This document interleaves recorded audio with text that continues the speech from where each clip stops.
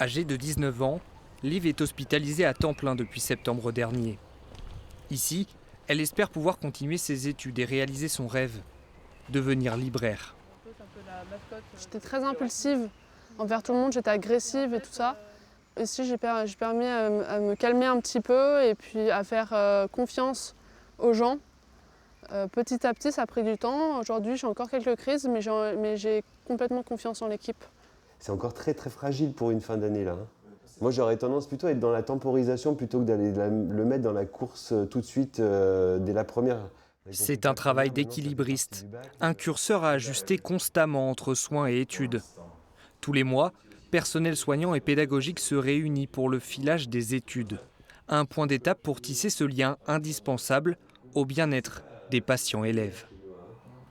Nous, on travaille ce trait d'union tout le temps, en fait. C'est quasi quotidien. Ces patients élèves-là, ils ont des maladies qui peuvent avoir des conséquences en termes d'assiduité et de mobilisation pendant le cours. Et donc, c'est sûr qu'au niveau de la scolarité, on sert un petit peu d'amortisseur à ce moment-là. Dans cette clinique sont admis des jeunes de 15 à 25 ans souffrant de troubles psychiques, ayant entraîné un décrochage scolaire, voire une déscolarisation. When the jury comes back into the courtroom. Yes. Tout au long de leur hospitalisation, les patients élèves bénéficient d'une multitude d'enseignements dispensés par une quarantaine de professeurs. Le tout dans un environnement adapté et en petit comité. À mon entrée, j'avais un petit peu de mal de retourner dans un cadre scolaire. Et puis de venir ici, en fait, ça libère et on se rend compte que c'est très bienveillant. Tout en sachant que l'objectif, c'est bien à un moment qu'ils se confrontent à la réalité des épreuves, c'est-à-dire une expression orale. À un moment donné, l'objectif, c'est de les mener à être en mesure d'en faire une. Les emplois du temps sont aménagés et construits autour d'un projet d'études et professionnel. Les enjeux de la scolarité vont être utilisés dans l'approche thérapeutique. Et on a parfois la scolarité qui peut devenir un élément positif dans le combat contre la maladie.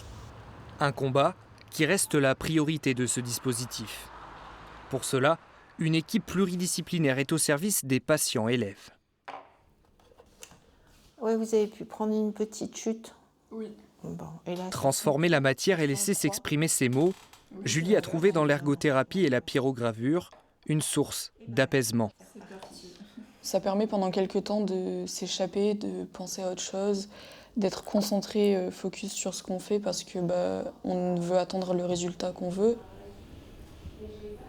Et qu'est-ce qu'on fait si le résultat n'est pas à la hauteur de nos attentes ?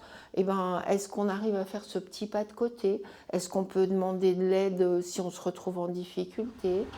Depuis l'épisode Covid, les médecins ont constaté une dégradation des indicateurs de gravité chez ces patients. Nous assistons à deux phénomènes, c'est le rajeunissement de la population accueillie, c'est-à-dire que nous accueillons des élèves et des étudiants, mais là on a plus d'élèves que d'étudiants, et aussi à une forme accroissement, si vous voulez, des conduites d'évitement, de réclusion, d'isolement socio-affectif, qui sont très préjudiciables quand elles s'installent dans la durée.